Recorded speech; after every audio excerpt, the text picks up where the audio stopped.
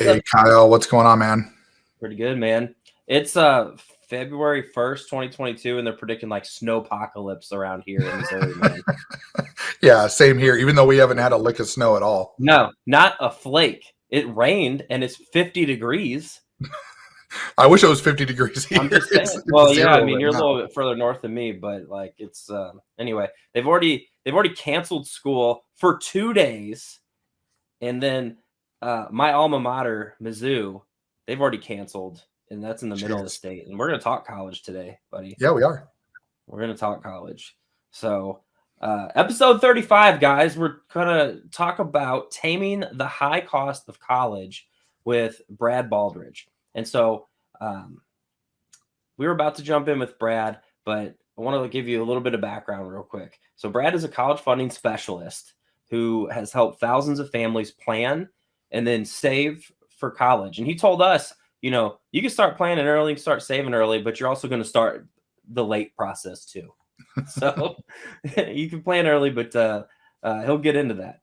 So he also includes how to find the right school, maximize financial aid and scholarships, avoid student loan debt. I was fortunate enough not to have a whole bunch of that. So we'll dive into some of that. And then making your children's college dreams come true without wiping out your finances or your retirement. So come join us as we pick his brain on not only how to help families like his, but also learn his journey along the way. So before we jump in, I want to remind everybody, we're your hosts. That's Josh. I'm Hey-o. Kyle. And before we get going, again, if you guys find value from these podcasts, from these interviews that we do, from our life experiences and journeys while we build our online businesses, please like, share, subscribe, and we really appreciate you helping us spread the message. If you're listening on the podcast, Josh is making a heart symbol, Basically pointing. We want you to watch on YouTube for real, but you know, Yeah. the podcast is amazing too. The podcast platform. So again, we love helping people and sharing our journeys with others, and we really appreciate all the support along the way, getting the word out for this podcast channel. So we really appreciate it. So without further ado, let's bring Brad in. Hey. How you guys doing? Oh, Pretty great. good. Thanks for joining us today. You're gonna get some of this weather too, I imagine. It's got to swing up to you. No, actually, they say it's going to miss us to the south. Oh, what? Snowpocalypse is gonna miss. Might have to take a quick road trip to Milwaukee and miss this storm. We're gonna head up to the Dells here in 3-4 weeks for a hockey tournament. So we're gonna be up that way. Well, that should be fun. Yeah, for sure. So thanks for joining us, Brad. Let's just jump into this. How did you jump to the college funding specialist? How do you get that title? Right. Well, so I got involved in various financial industry work early on. And then as I was working with some of the families I was working with, et cetera, I discovered that college was becoming a bigger and bigger problem. You know, the prices were going up, the complexity was getting worse.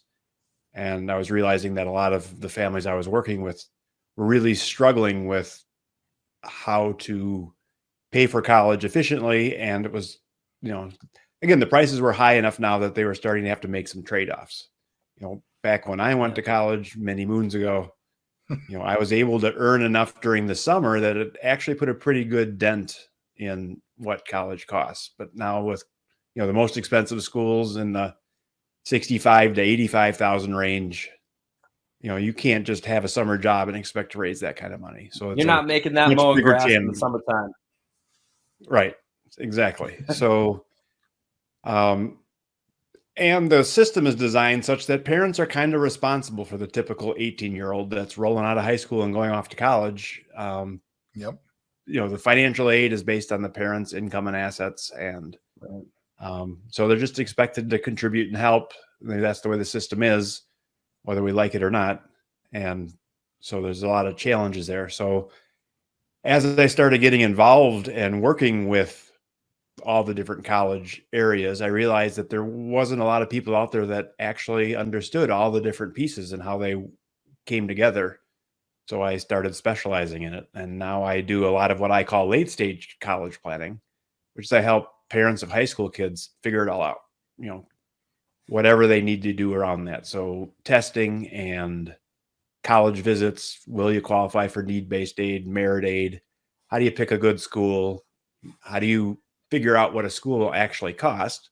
Because there's a big problem that the sticker price on a college is often drastically different than what you actually pay. And, so that makes it challenging too, as well. If I knew that this college was going to be 50% off, I had to pick that one. I just didn't know. Sure. So there's all that. It sounds like it's a full service for you, from talking about testing to choosing the school to then how to pay for it, and then the various ways to maybe find discounts or scholarships or whatever. Discounts probably not the right word, but that's an awful lot of different things that are outside of just finance. So I want to take it back there. Was finance always a passion of yours? Were you coming out of high school or college and like finance was where you wanted to go? No, I didn't realize I liked finance till after I have an engineering degree. So, and I was in industry for about 5 years. While I was working in industry, I got involved in rental real estate, and that kind of led me to personal finance. And this is at a time when blogging and that kind of stuff didn't really exist. Sure. But I took one, I went to one of those seminars that were on, if you watch TV late Saturday night, come down to the hotel and we'll teach you how to invest in real estate. I went with a buddy and did that. And then at one point I owned about, 8 or 9 properties. I was collecting 12 rent checks at the peak. Then I got involved in, my financial services and earned my CFP and got involved in that. And then I got married, and then running a new financial services business and dealing with real estate was too much. Yeah. So I started selling anytime I had a problem with a property, the tenant moved out. Instead of a for rent sign, I used a for sale sign and kind of got out of the real estate. But that's kind of my history. And as I got more deeply involved in the financial planning side of things, I got into college planning about 15 years ago. Okay. And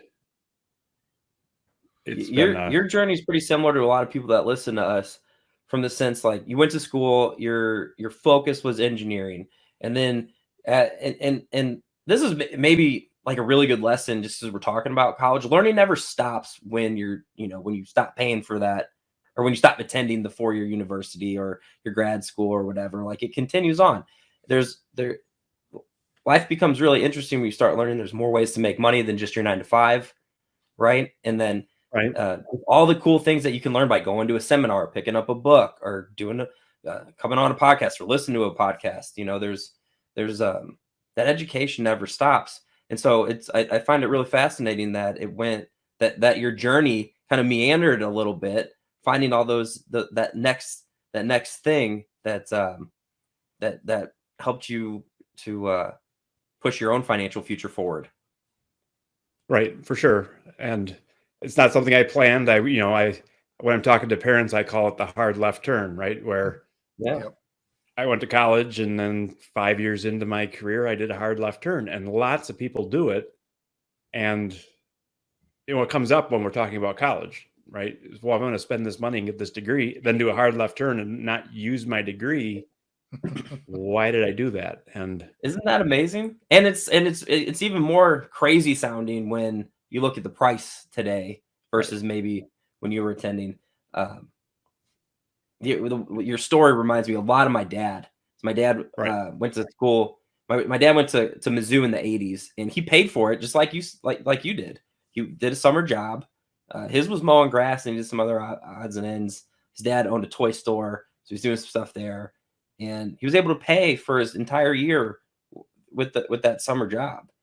And I'm thinking, I started at Mizzou myself in 2003.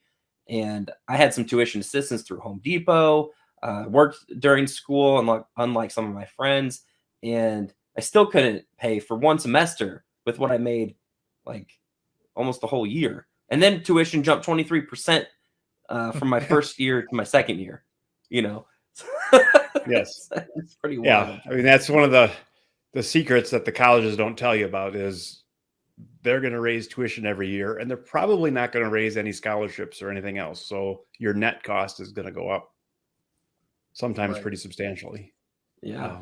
I mean, I wish I had 23% gains in my portfolio every year. No, we all. Yeah. Right.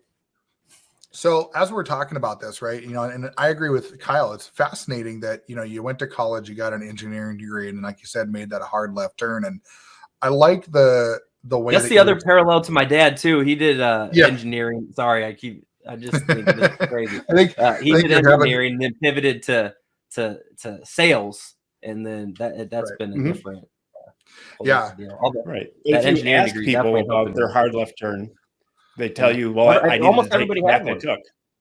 Right. Yeah. So, Yeah. So thinking about that, right? You took that hard left turn, you realized that there was a need out there, which is really, I mean, entrepreneurship at its best, right? You found a need, which was the college planning niche, and you said, hey, there's a lot of people that don't know about what to do. So that brings me to actually a really big question that I had was, what is one big thing when we're thinking about college planning that parents just don't know about planning for their children's college? one thing. Oh, Well, that's maybe the most common thing that you see that they don't know. I mean, there's probably a lot, but the right. most common thing that comes up. Well, I think the most common thing is they underestimate what it entails, and therefore it's much easier to procrastinate. But it's Mhm. getting so complicated, and you want to do a good job that the amount of time that you could and should put into it is much more than most people realize by the time you figure out testing and visits and scholarships and all the different pieces. It can be a major commitment for the parents to learn all that stuff, or again, you can outsource it, but then you have to find that person, and even that where you then raise there's your still hand? lots you're going to have to do. Even if you're outsourcing it, they can help, but they can't do it all. You're going to be Right. involved. And again, most people kind of realize it, but high school goes really fast. You guys have kids. Do you remember when they started school? Oh yeah. Kindergarten or whatever it was? It seems like just a few years ago, and it was probably more than two. But it just goes really fast. Yeah, well, just gets that was like worse. my eighth. We've got an eighth grader, and we just had the conversation with his teachers. Their advisors and everything for the high school registration. And Right. I remember sitting in the room and waiting for her to come back with a schedule. And I looked over at him and I said, "We're seriously having this meeting about you starting high school, right?" And he goes, "Yeah, Dad, I'm starting high school next year." And you're right. You think about like, man, you used to be just this little kid, walking you to school and walking you up to the door. And now he takes the bus or, in the wintertime and then rides his bike in the, warm days. And it's kind of like, you don't realize how fast that time goes by. So I could imagine just from kindergarten to eighth grade, I can't even imagine how fast, the high school years go by. Right, for sure. And I mean, realistically, you're kind of already doing college planning when you said, well, what are we going to take as a freshman in high school? Because Right. those grades count towards your college application. Yep. And, the math and sciencey type kids need to have a certain amount of math so they can get all the way to calculus, ideally, by the end of high school, which might mean they have to do something more advanced, take the tougher path in math so they can get a little further, and if it's appropriate for them or not. So you're kind of making those decisions already of, is this a math and science kid where they're going to want to do that kind of thing, or maybe it's they want to accelerate in English or whatever it might be. And then sophomore and junior year, you start talking about advanced placement, and ideally college visits sophomore, junior year, just depending on the maturity of your kid. And then, You can also, another important thing to realize is you need to separate what parents can do around college to what the student is ready for. I've had a lot of parents say, well, we can't do anything about college because our son or daughter is not very mature and they don't know what they want to be when they grow up. So, they haven't picked a major yet. So how can we figure this out? And it's like, well, you really need to understand need-based aid and merit aid and all the different pieces. And you don't need to know what major in order to start learning that side of it. The stuff that parents are kind of responsible for. And maybe you just do a couple local visits to get your feet wet. And that's the other thing I hear a lot is, our student can't decide what kind of colleges they're looking for. And it's like, well, how many colleges have they seen? Well, they haven't seen any. Like, well, okay, so you're asking that, you want them to describe the kind of college they want, and they've never even seen a college. That seems a little backwards. Maybe you need to go visit a couple, and then they might have an idea of what they like and don't like. So again, I guess the moral of the story is start earlier in high school than you probably realize. I've never, ever had anyone tell me I started this too early, but I've had a whole lot of people say I started this too late. That's fair. Right. And to be makes a ton of sense.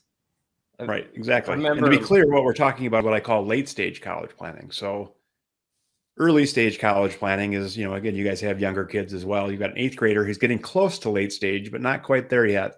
Sure. But if you have a 3rd grader, you have no idea what they're going to want to be when they grow up. They're still astronaut and firefighter at that age. And again, and many times they won't be able to answer that question when they're 17 either. But you have to decide, well, are we responsible to pay? Some parents say we're going to pay for it all. Some parents say we're not going to pay for any of it. I think both of those are a little bit naive in some cases because they don't really know what they're saying when they say they're going to pay for it all because they haven't seen the prices really.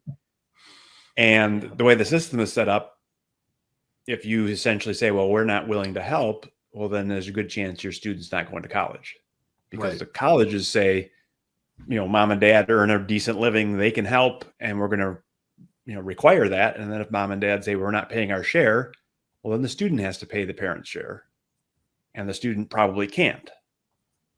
And the student can't borrow the money. The parents can borrow money. So there's limits on how much a typical freshman can borrow. So what I encourage people to do is what I call kind of a preliminary college budget where, look up what the local state school costs and take off a typical $5,500 loan and, figure out, again, a kind of a preliminary price and say, okay, well, in my state, as an example, it's about $22,000 at some schools, and the most expensive here in Wisconsin is about $27,000. So if the student works hard and borrows what they can and puts it all together, mom and dad could maybe get by with $15,000 from them. And the student, between loans and work, can maybe cover 10. So that, and that would be the flagship school. Some of our other state schools are 3, 4, 5,000 less than that. So now maybe you could get by with parents that will pay 10. But that, again, that's middle income, upper middle income. You're talking for the full degree, not per year, or is that per year? No, that's per year. Per year, yeah. Yeah. I'll say that seems cheap for a full 4 years.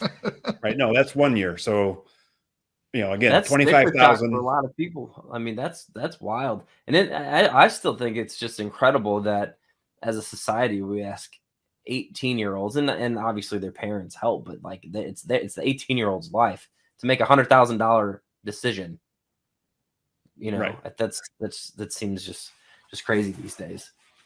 But and again, the system's not ideal. It kind of evolved into this, like so many other things, right? When they made some decisions 20 years ago or 50 years ago, whatever it was, about federal government's going to help a certain way. Yep. And they invented some formulas. Unintended consequences, or maybe not. Right. Exactly. So again, they put it together this way and it kind of evolved into what it is. But, another great example, right, is imagine if you were going to go buy a car, but before you can go test drive and figure out what you might like or not. And Sure. then all the cars have a sticker in the window, but you could pay full sticker of $100,000, or maybe you'd get it at 50% off. Maybe it'd be 50,000, and you don't really know which cars for you would be which price. Right. And then Great before you're point. going to go Yep. in and negotiate for the car, you have to submit a financial aid form where the car dealer gets your full financials. So he's going to know exactly how much you earn, see your taxes, tax numbers, see your assets, know where you are financially. So that's, kind of puts you in a tough spot when it comes to, but again, that's not the way that it was initially supposed to be. The reasons they put that in place was they wanted to find the people that needed help and offer them help. Sure. But the downside of it is, well, now the colleges are essentially doing what we would call enrollment management, where they're saying, we have an extra $50,000 to give out in scholarships. Are we better off giving $5,000 to 10 students or $25,000 to 2 students? And of course, then they say, well, what does better mean? Does it mean more students? Does it mean more profit? Does it mean students with stronger grades and test scores? So then they have all these different goals as well that they're struggling with. Right. But in the end, they're starting to use big data to figure out, well, if we want these kids to come, we're going to have to offer them between 5 and 10,000, and so they say, well, here's 10 kids. If we offer between 5 and 10,000, 3 or 4 out of the 10 will show up. Not sure which ones. And if we offer them 20,000, then 8 out of 10 will show up. But maybe we don't want to give away that much money. So They're doing enrollment management now and saying, how do we put the least amount on the table to still get the student? Because they want to give you a $30,000 scholarship if you'd come with a $10,000 scholarship. Yeah. I heard an interesting stat on the radio this morning that this year is one of the first years, or maybe is the first year, that enrollment has been really down in a 4-year college in a long time. So I can't quote the stat specifically, but it was interesting what maybe these students are going to prioritize based on, there's a lot of folks that are like Josh's and I in our age that are still struggling with student loan debt. Yeah. And then there's obviously it's in politics all the time. Should student loans be forgiven? And, the whole deal. And so maybe that conversation is pivoting kids in a different direction. Maybe 4-year university isn't the way that they want to go. Maybe I know back when I was looking for schools, there was something called the A+ program here in Missouri that you could get basically free tuition to go to the community college and get your associate's degree. And then you're only looking at 2 years at a 4-year university if that's the route that you wanted to go. Right. And so it's just interesting, and not that those things weren't prioritized before, but it's going to be interesting to see kind of the landscape pivot based on the kids' priorities. Do they need to go to Mizzou to get the same education that I got for their goals? Right. For sure. I mean, I think there's a couple different things at play. One is, many of the parents I'm working with have a college education, and they remember college as being some of the best times of their life.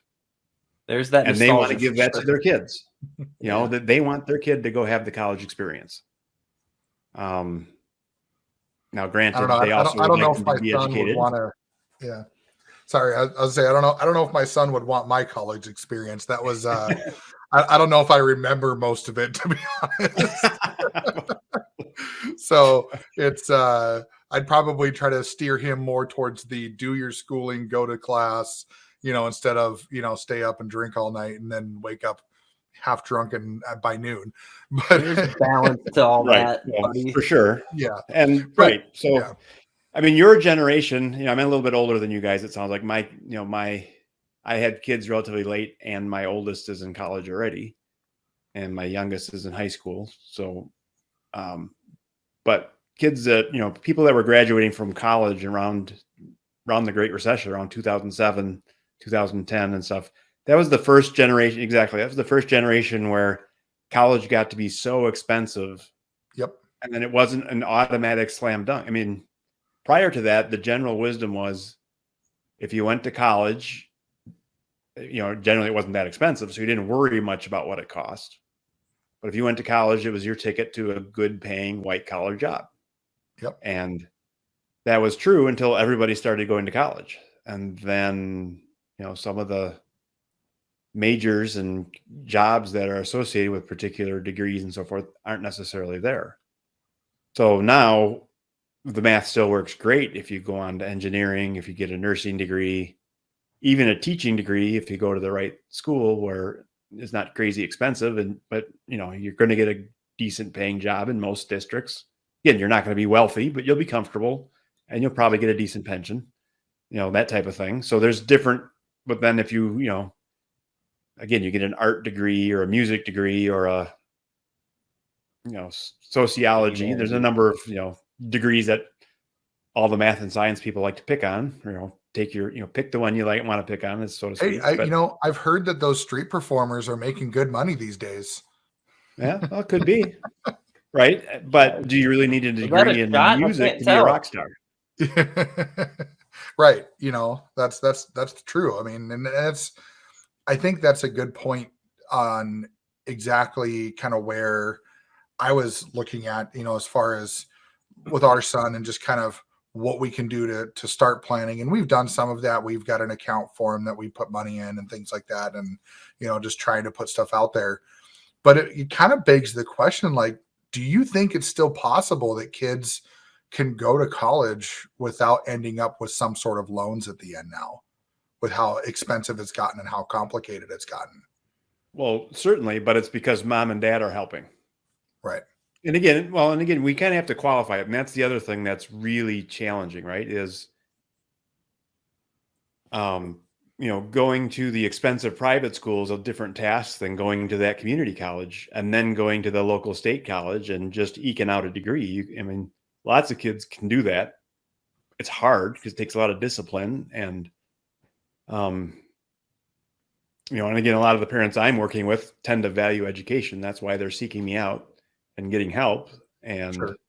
They're generally, and the reality is you can probably go to the reasonable cost state school for 10 or 20,000 more all in than what, starting at the 2-year school. Now, again, some families that 10 or 20,000 is the straw that would break the camel. So they need to do the best they can. But again, many families are saying, we earn a decent living. We can, if we cancel some vacations or we stop buying a new car every 4 years, we can probably squeeze it in and make it happen. And that's the way it's been and that's why the prices keep going up, because colleges raised their prices and parents stepped up and helped. And the college raised the prices again. The parents continue to step up and help. Just recently, they're kind of saying, whoa, this is getting out of hand. Maybe I'm not willing to put out that kind of money. Right. And again, there's families that are earning enough that they can pay for college no matter what. And there's colleges that cater to those families. Yep. And then there's, and then there's people on the lower end where maybe mom and dad don't have a college degree and they're just hoping to kind of better the next generation. Sure. And for them, it's a lot tougher, unfortunately. Makes sense. Everybody's journey and reason behind it's going to be a little bit different, right? Like it is pretty interesting to kind of think about that. So you have some folks that are maybe trying to, like you just said, raise their family out of maybe a perpetual poverty type situation. But then you have the legacy people, who are just going because that's what their family does, and then, it's, or the uber rich that are just going to Harvard because they can, because their name or something. And, it's really interesting. And all those different people have different goals and different drive and different ambition to and the process is different too. They'll get different amounts of financial aid. They'll get different amount, So, and that's where, again, I think a lot of people make assumptions, my brother-in-law didn't get any aid. I'm not going to get any aid. Well, that's only true if your brother-in-law is very similar to you. And chances are they're not. The same academic profile, the same financial profile, same colleges, which almost never happens that way. So Yeah. a lot of assumptions are made that are just not helpful. And sometimes they're actually, holding you back. Yeah, that makes a lot of sense. And I think that's where you talk about the complications of things, right? Where everything's so complex now, because instead of just saying, hey, let's go pick a school and then figure it out, now you have to figure out, okay, is school A might give you, X amount of scholarships because they need the enrollment and they don't have a lot of, good students, and they want somebody, like especially sports. I here in Fargo, we've got a big sports college, NDSU, here in Fargo, and they will bend over backwards for great sports people. But from an academic side, they kind of, push back a little bit on that because they spend a lot of their money on getting good talent for their sports teams. Whereas on the flip side, not even an hour away, Valley City State University, they focus more on like the arts and the teaching degrees and, pre-nursing program and all that kind of stuff, where they want the academic. So I can see how that could confuse a lot of parents because they think they're preparing for a one-size-fits-all situation, but then they're getting blindsided when one school goes, yeah, we don't want to give you a lot of money. And they go, well, what do we do now? That's the school we wanted, Right, exactly. So what I help families do, as an example too, is figure out the prices, in the junior year before you apply, instead of dealing with that surprise at the end where, well, we applied to these 5 colleges and we only got accepted to 2. And the 2 that we are accepted to are crazy expensive. Now what do we do? And it's like, well, now you're stuck, because usually it's hard to go back, and you either pay the price or find a school that takes a very late application. Your options aren't great. So you want to make sure you have a better idea of what the prices are actually going to be. I've got an EFC calculator on my website where you can kind of figure out need-based aid.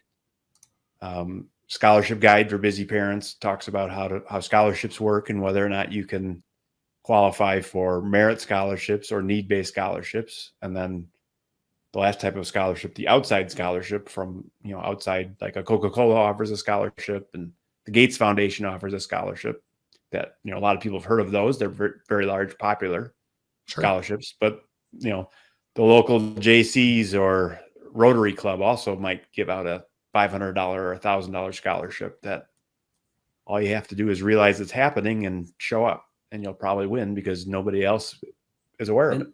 And there are a lot of those little ones that are around. There really are. Right. There's about tens of thousands of scholarships out there. Yeah. And just for those listening, go ahead. On the flip side, if you added up all the scholarships, it's all, outside scholarships, it only pays for like 20% of college. Right. So, but again, if you get more than your fair share of them, well, then that's great. But not everybody's going to be able to pay for college with scholarships. There's just not enough to go around. Right. No, and that makes a lot of sense. And that was one of the things I went through when I was getting into college. I never graduated. I went to college first for fun, then for guilt, then for, desperation. And then after that, it was just, landed a job out of pure luck, basically. But, and so it makes a lot of sense where you go to some of these places. Like I ended up getting a $500 scholarship from the VFW in Valley City, because they were like, hey, nobody ever applied for it, so you get it. And for those of you that are listening and watching, down at the bottom, we do have tamingthehighcostofcollege.com. That is actually Brad's website. It's where he also has his podcast, which we'll get into here in a minute. But just wanted to let you guys know that that's there. That's where you can get that free calculator that he just mentioned. And that's also where you can get some other resources that he's got, which I'm sure he'll talk about a little bit later. But so I wanted to go back a little bit. We're talking about scholarships and stuff like that. We're talking about a little bit of the planning. So you talked a little bit about early stage and late stage planning. Can you expand on what that means a little bit? Because I think there's people out there that think early stage might be like, you planned for it before you had kids. That might be like really early stage. But what do those two things mean from your perspective? Right. So it's easier to talk about late stage planning kind of first, because late stage is when you're actually there and having to do all the work. Sure. Right? You're going to do college visits. You're going to fill out applications for financial aid and admission. You're going to have to figure out if you're going to do testing, ACT or SAT tests. You're going to visit colleges. All that stuff all happens, sophomore, junior, senior year of high school. That's late stage. Early stage is, well, what you do when you have a third grader or a newborn. You're just thinking about kids and you want to get started. Well, you can start saving, money for college in some fashion. Sure. I generally don't recommend that in some ways because, again, if you lock it away specifically for college, sometimes it's going to end up you don't need it for college, and it's not going to work out quite as well. So I'm a proponent for flexibility too. Exactly. So just build your net worth. You don't necessarily have to earmark it for college when they're 2. You can, again, overfund retirement now and overfund college later.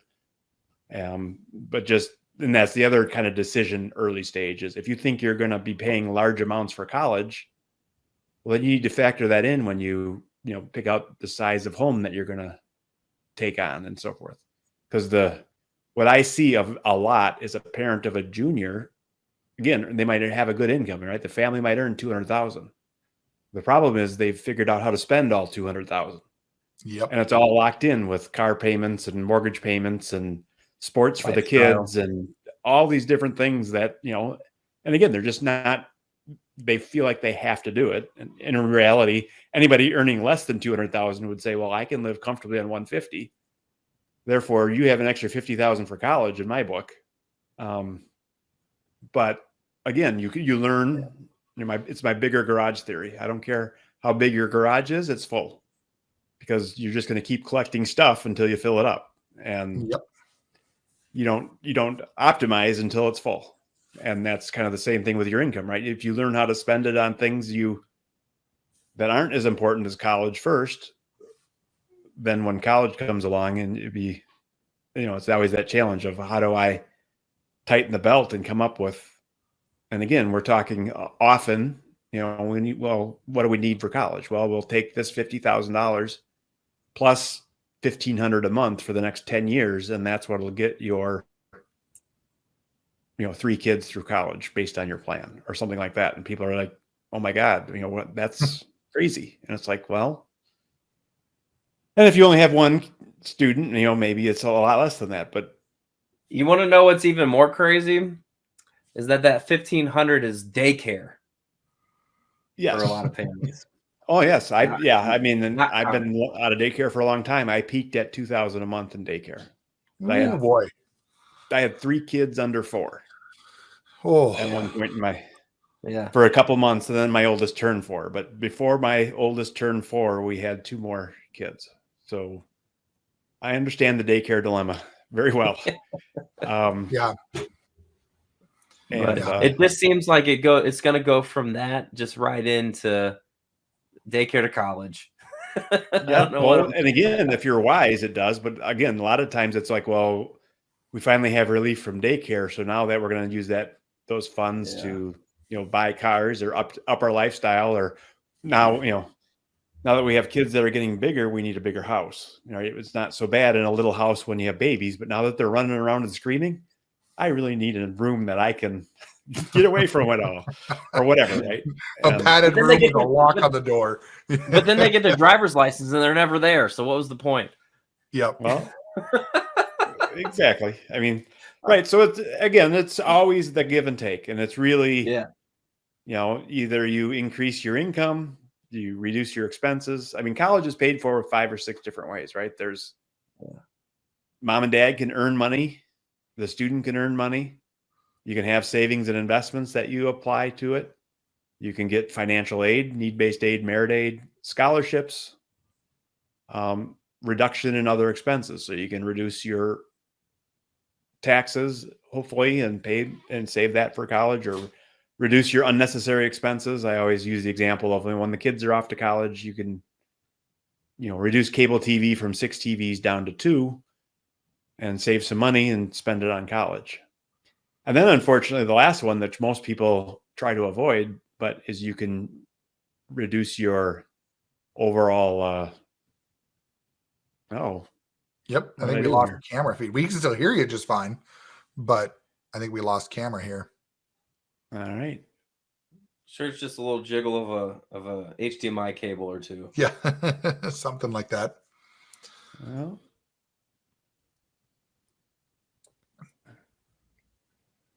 But while you're figuring that out, I mean, yeah, I mean it's I think that a lot of the things that I've experienced, even with myself, thinking about, our oldest being in 8th grade and getting into doing high school scheduling and things like that, it really just kind of comes down to us trying to figure out, okay, where can we bring in the right mindset to be able to get it rolling. But yeah, it's definitely something to think about, and I'm sure a lot of parents are thinking about that right now. And once we can, oh, there we go, we got you back. Yep, perfect. So different camera, but that works. Yeah, that's okay. We can still see you. That's all that matters. We can see you. We can hear you. All right. So when we think about those kind of questions and, parents thinking about the different things that they can do, nowadays we start seeing parents, especially a lot of the people that we interview are bigger entrepreneurial type people. So they're looking at ways to make money with self-employment or with side hustle type stuff. And we've seen a lot of thought processes move away from looking at college and looking more towards, saying like it isn't worth trying to spend all that extra money, because most positions now you spend $80,000 plus on a degree and you maybe make 40 or 50K a year when you get out. So now you're upside down and you're trying to crawl out of this hole. I mean, do you have any thoughts on that? Do you think that that's impacting a lot of people's decisions nowadays, or is it still a lot of people are really making that push for college? Yeah, I mean, we see it. And again, the people, I have a skewed, group of people that I'm talking to, because again, they're seeking me out because they value education. Correct. If they say college isn't worth it and we're not doing it, they're not talking to me generally. True. But I mean, I think you need to be careful around, there's and there's the people out there like Bill Gates, right? I mean, he was going to be successful no matter what he did. He was a brilliant guy, lots of talent, and he was willing to work crazy hard. He just put his mind to something and he would have been fine. Again, maybe he would have been a multi-billionaire if he picked a different path, but it's not like he was going to be in the poorhouse ever. Sure. And, the top 20%, let's say, of, kids out there are like that, right? They're just going to figure it out. We don't really have to worry too much about them. But then the bottom 20% are going to struggle maybe no matter what they do. And again, I'm making up the percentages here. I don't know. Generalizing it. There's no study out there that I'm aware of, but this is my anecdotal evidence, so to speak. But, there's kids out there that are just going to struggle no matter what path they pick. And the school of hard knocks is the only school for them. It's just the way it's going to be. It's the people in the middle, I think, that where, getting the right education at the right price can make a big difference. Sure. Where, if you actually finish your teaching degree and get into the profession, or if you actually get an engineering degree and you have a good shot at, getting a well-paying job out of school, and then you can kind of climb from there.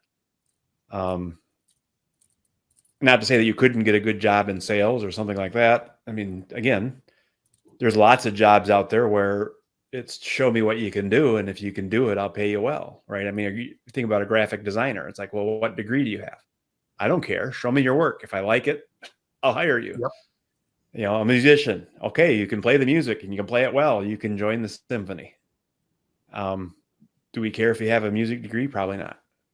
But for many of the other things, it's hard to tell. So, and I think as corporations move more, and again, the other big challenge, corporations for a long time, they've been able to say must have a 4-year degree, and they get plenty of qualified applicants. So it was just easy for them to weed out, kids that can't read and that kind of stuff. Where just an easy disqualifier, right? Exactly. And they still got enough applicants, so they didn't care that a handful got left behind that probably were just as qualified. They just didn't happen to have the degree. They had experience or some other thing that was just as good. Now they're actively trying to figure out, how do we find these people that may not have the degree but have the experience? Right. And if this continues for a while, I think we'll see like Google and some of these other places, they have certifications and stuff where Yep. you take the tests and prove you have the knowledge. They don't really care how you got the knowledge. You didn't have to sit in a classroom to get the knowledge. If you can pass the test, you can pass the test. And and so there's more of that, I think. And again, if you're an employer, it's always kind of been that way of how do I figure out who can do the job well and be a good fit and all that stuff? Do I care where they went to school? Most employers would say no. The exception is the employers that went to the elite school. Right. Some of them feel like they need to continue with the elite. Right. That elitist community can be kind of daunting for sure, especially like I've seen it a lot with law firms or certain engineering firms where, Exactly. the owners are like, hey, we're Harvard people, so we better make sure we keep everybody coming in from our alma mater. And then next thing you know, you start losing more and more people because they're like, well, I didn't go to Harvard, but I can do the same job that guy does, Mm-hmm. Right. Exactly. So I think there's, some politics around that for sure. And college, I think, is going to start changing. And I've been saying this for years and it hasn't happened yet. So one of the challenges is they're in a pretty strong leverage spot where lots of parents still value it and are willing to pay for it. And employers up until just very recently have been able to require it. So you hear these silly things like, well, I got to go back and get my 4-year degree and then I'll get the promotion to supervisor, but I just can't, they will not promote me to supervisor until I have a 4-year degree. Well, what are you going to learn? Even though you got all the experience that you actually need. Right. Exactly. What are you going to learn in that degree? Well, nothing. I just have to take a couple math classes and an English class and finish. Need that piece of paper. I just need the piece of paper. And, and we've got that political problem going on too, right? There's a lot of people that are saying, I'll do, show me the cheapest way to get the piece of paper or the least effort to get the piece of paper. And of course, you're just going in the direction, like the whole point to me, right, is to put yourself in a position to learn with like-minded individuals, right? And then you're supposed to be developing skills to, better your own career path, which in turn helps better the employer that you're working for, right, to reach goals. And college was one of the only paths to do that for a long time pre-internet, right? Like you go to that place of knowledge with the mentors that are going to teach you the skills that you need to succeed in life. And with the internet, you can find that definition all over the place, right? To find the right people to help mentor you, the access to different people that you would have never had access to before, the knowledge and access to that knowledge that you wouldn't have been able to have before. Like you were just saying with Google, you can maybe there's somebody that's that's niched in already. They know exactly what they want and they want to go grab those courses in Google. So it's really going to be interesting on how that the focus of learning and finding and networking changes from both the employer perspective, and then how does that affect college, because you can get those things differently, right? So, and there's been a lot of changes in the adult learning sector where if you didn't get your degree out of college and now you're going back to school and in your late 20s 30s 40s or whatever, and you're in a different place where you don't really want the campus experience anymore. You literally do want the learning and or the piece of paper. And you want the knowledge. So the online versions and the evenings and weekends and all kinds of different methodologies that that are out there now. I think some of that will come to college as well. I mean, again, could you imagine if 10 or 20 universities all banded together all over the country and kind of all became one college? So you could say, well, I'm going to pick the campus. I'm going to go to Florida for my freshman year, and I'm going to go ski country my sophomore year. And it's going to be seamless because it's all the same college. It's just different branches of the same college. And then if I want to learn Russian, well, there's really only one Russian department, but I can either go to that campus and learn Russian, or I can go virtually and sit in this virtual room where it feels like I'm sitting in the room and there's TVs all over the walls and stuff. But technically I'm not there. People can see me and I can see them and we can converse in Russian. But that technology is here already. I mean, Right. Zoom is not it, right? I mean, it's going to get much better where Right. you literally will feel like you're in the same room. Well, And when we VR, get there, right? Or metaverse or those Right. types of things.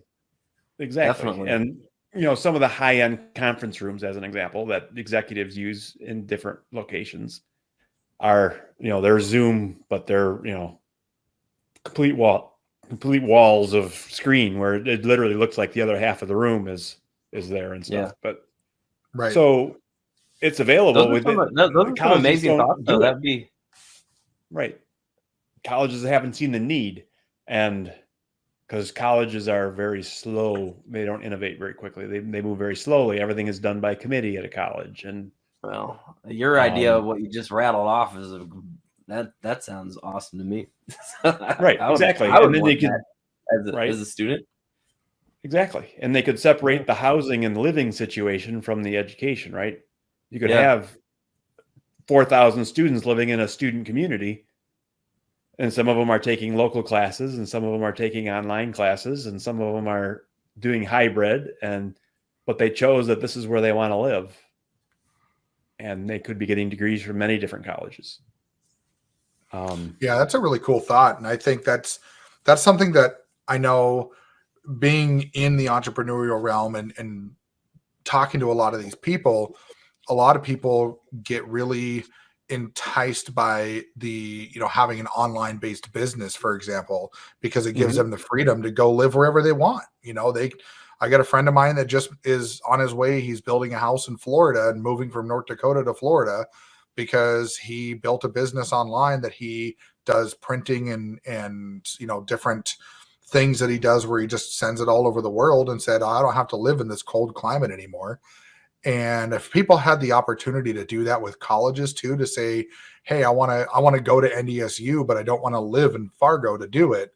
I want to go live in Texas, or I want to go live in, wherever. And they want to go somewhere warmer and enjoy year round instead of 3 months out of the year, then that's an option that could be there. And I think that's a really cool thought. And you're right. The technology is coming up that we could totally do that. Right. And again, it's one of those things where the demand, someone has to work at it and meet the demand. And there's again, the typical educators are just happy with the way it is, right? This is the way we've done it for the last 20 or last 50 or 100 years. Why would we change it? Right. That's where businesses go to die. Exactly. But it hasn't happened yet. But I think it's coming where there's going to be, like the University of Arizona has their online programs has something like 80,000 students now. And a lot of them are undergrads, 18-year-old undergrad type kids. Right. Not all, of course. So, there's a lot of innovation, but really, I think it really boils down to, I'm on my podcast, I talk with somebody about going to college in Canada. And, there's interesting things going on there where if you go to college in Canada, there's a good chance that with a year of work while, after college or a couple of years after work, I don't remember the exact details, but, you're on your way to having a Canadian passport.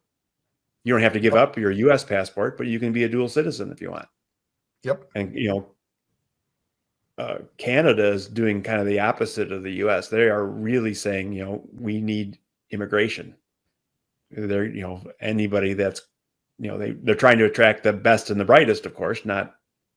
And so if you come and study there, they'll give you a path to citizenship. And again, that's not right for everybody, but 5,000 or 10,000 students a year go to Canada from the U.S. and another thousands more come from all over the world, just like they come to the U.S. to study. But because we're in the U.S., we don't even think that way. Every other country thinks that way. If you're in the European Union, you could go from country to country. If you're in China, it's like, I'm going to go to the U.S. where the top universities are. But if you're in the U.S., you don't even families don't think about, well, should I go to London and study, or Madrid or Taipei, or Right. it doesn't even cross your mind. No, because we're taught that the colleges here in the States are the best ones in the world. So why would we go somewhere else, even though it may not be the best in the world for what you want? You know, you talk about, you know, performing arts and music and stuff. I mean, there's plenty of colleges in Europe, especially, that are great for performing arts and music that we can't even touch here, you know? Right. And so it's kind of one of those things where I think that's a cool thought, right? That kids have the opportunity to really go where they want, because a lot of other countries are welcoming them and saying, hey, you know, I know a guy I went to high school with, went to Germany, got his degree in Germany, and decided he liked it there, stayed there for 4 or 5 years, and then moved back to the States with his degree and his work experience, and landed a 6-figure engineering job, because they were like, oh, you got this degree from this great engineering school and went and worked for this great company over there that we know very well. And then just all of a sudden, boom, now he's welcomed back. No problem. I could probably speak fluent German. Yeah. Oh, it's actually really funny, because so you know how everybody says that you sound angrier when, you know, people who speak German sound angrier?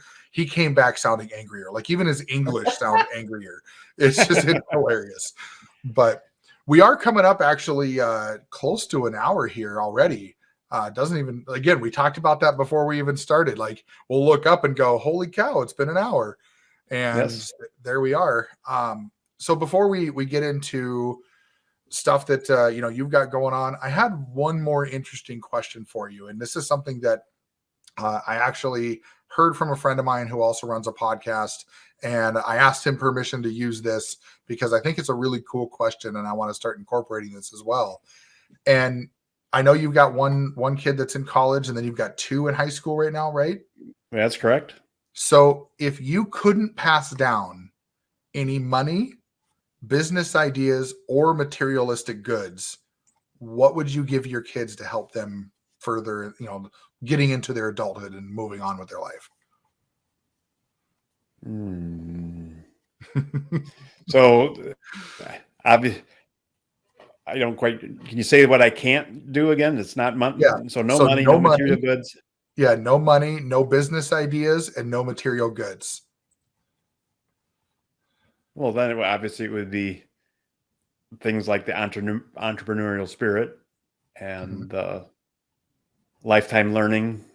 I mean, there's a lot of people out there that, you know, are anti-education. It's like, if you're, you know, many jobs and if you're a small business owner and you're wearing many hats, you're constantly trying to learn and do and make things better and all that kind of stuff. And once you get that mindset and start getting around it, all of a sudden it's like, well, why wouldn't you want to learn about that? Or, you know, I'll watch a video, learn how to do that. And now I know, you know, versus, so I think that's, you know, something I do work with my kids on, is, you know, instead of just watching YouTube for entertainment, you know, is there something of, you know, that would move your life along? Is there something you want to solve? Is there, you know, what can you learn and how can you learn it? What are your options, right? I mean, kids are notorious for making things our problem, right? Yep. Gee, Dad, I have this problem. You know, and you just got to really say, well, geez, I'm sorry you have that problem. How do you plan on solving it? Well, I just solved it. I thought I gave it to you. Well, I don't want it. I'm getting it back. No, thanks. But then, you know, getting that muscle, you know, working that muscle, so to speak, of, oh, okay, well, if I own the problem, then I guess I'm gonna have to come up with the solution. And, you know, and that's, you know, and we see that in entrepreneurship and, you know, the kind of the boss and worker relationship too, of, if you bring me a problem, bring me 3 solutions too. Yeah. And we'll work together to figure out, you know, I don't want to just hear about the problem. If you got to, you know, come up with the solution too. And it just has a completely different mindset of, you know, the XYZ is broken and it doesn't work. And now I'm going home. It's like, no, it's broken. So, how do you recommend we fix it? Or, but that's a different level of employee, right? A lot of people want to be that, it's not my job. It's not my responsibility kind of employee. I clock in at 8 and I go home at 5, and, for the rest of the time is my own. There's that mentality, and there's nothing wrong per se with that either. But, so I guess just understanding that side of it, that until you've gone out and worked for yourself and had to hire somebody and pay them good money, and, and not have them not deliver what they said they would. And you kind of get that, again, you can, those immature employees that say things like, well, they do that wrong here. And it's like, well, why are you telling me? Why don't you tell your boss and have them fix it and help them fix it? Yep. But that's not the point. They just want to complain. Yeah. Yeah. I think a lot of people That's really a great answer to that question.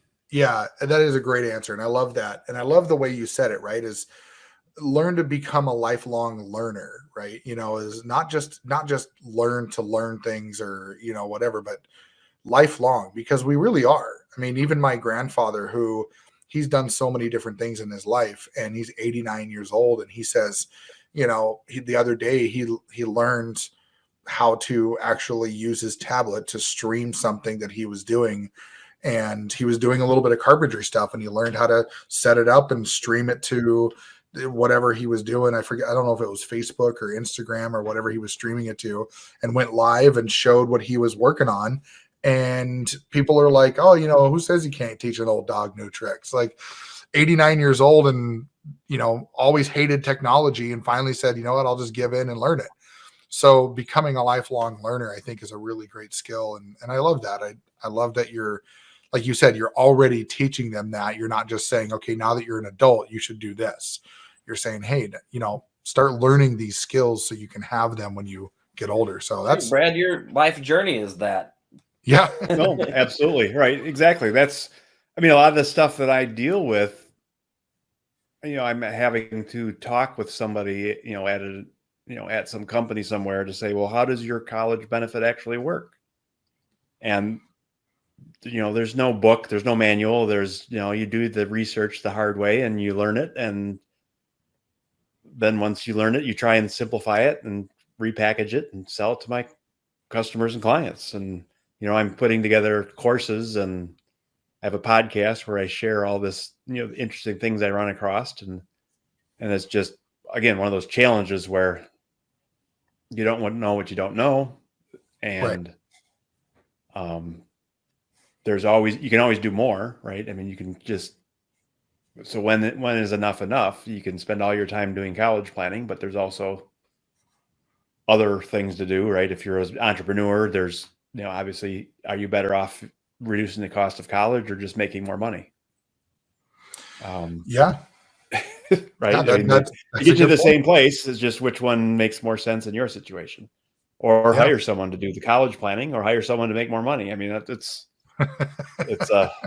again, one of those, that's another thing that I think families need to realize is there's a lot of free resources and paid professionals in the college planning realm.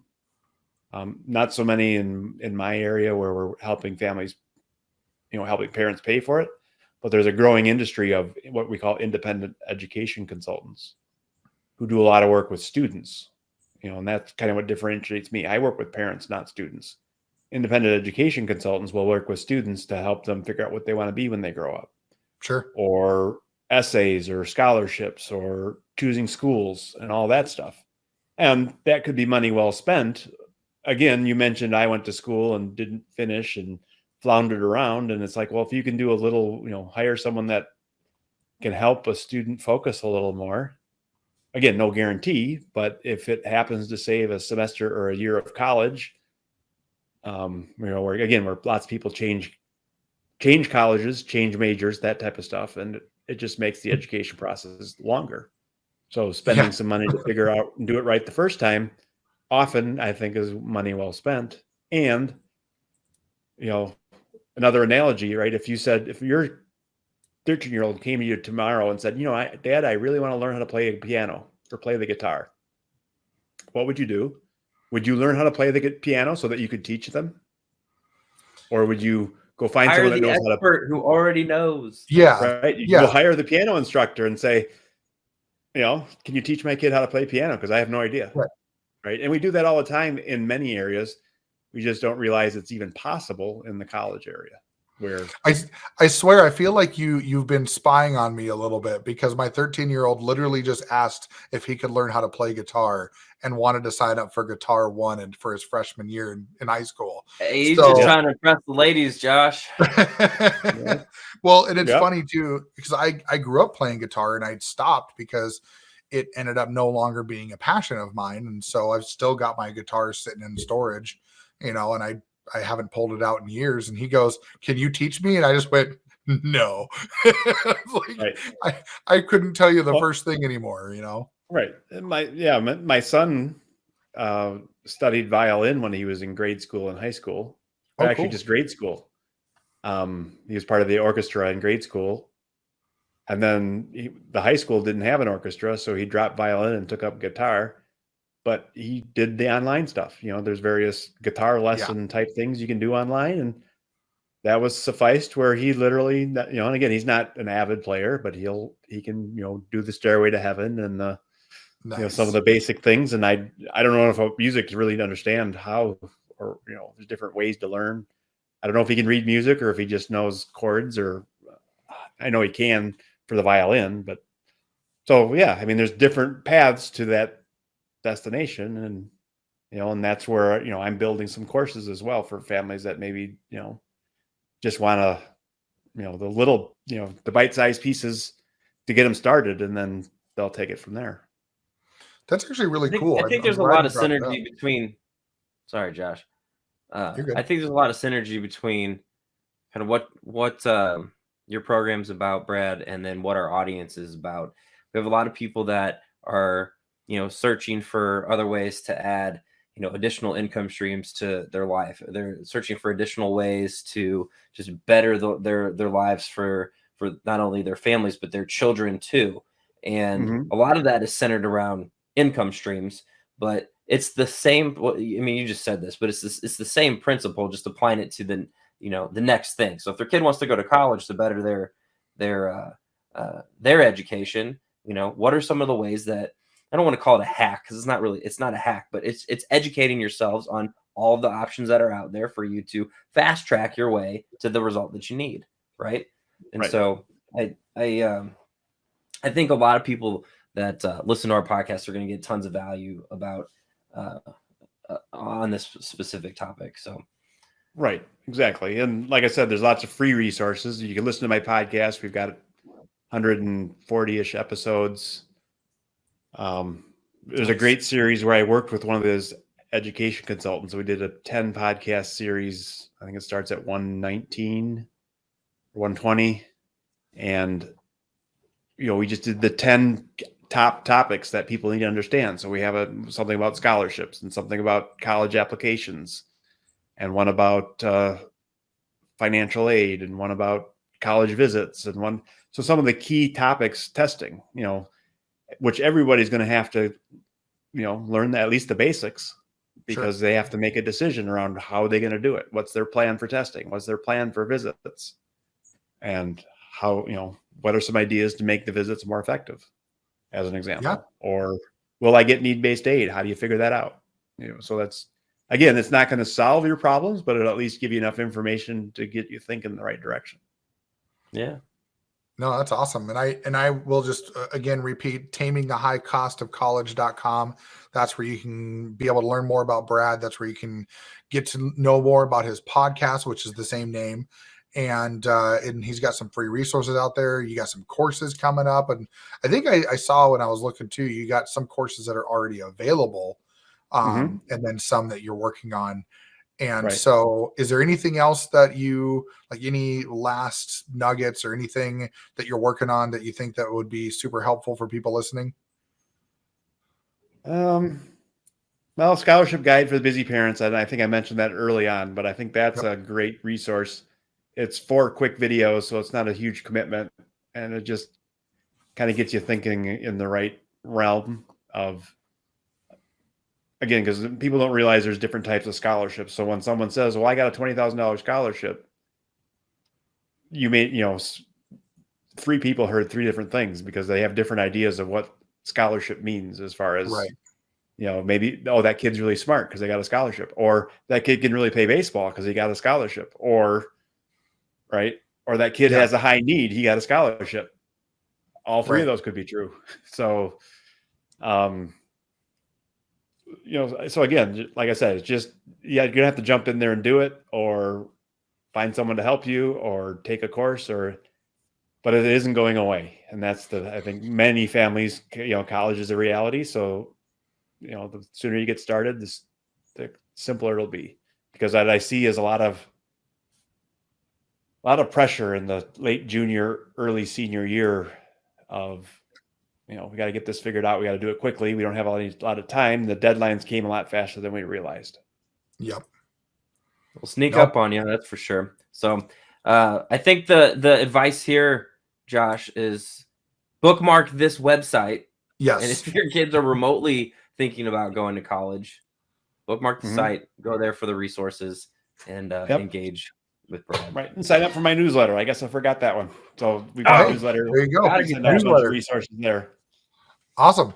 Well, yeah, we'll definitely, everybody who's looking for that, I think I'm going to probably go do that too, because I could always learn a little thing or two about what it takes to get my kid ready for college. And, we got our 5-year-old that's going to come up on that sooner than we think too. So thanks so much, Brad. Appreciate you being here with us and being part of our show and being able to share some nuggets of just, like your podcast says, taming the high cost of college, being able to prepare, talking about some of the unknowns. I think it was very valuable. People are going to really learn a lot from this. And, everybody out there, if you're looking for somebody to help you out, check out Brad. He's got a lot of great resources. He's got a lot of great experience. I mean, we're talking decades of experience in the financial world. So he's definitely a great resource to look for. So until next time, thank you guys. And that was another episode of Those Two Dads. Thanks, guys. Thank you.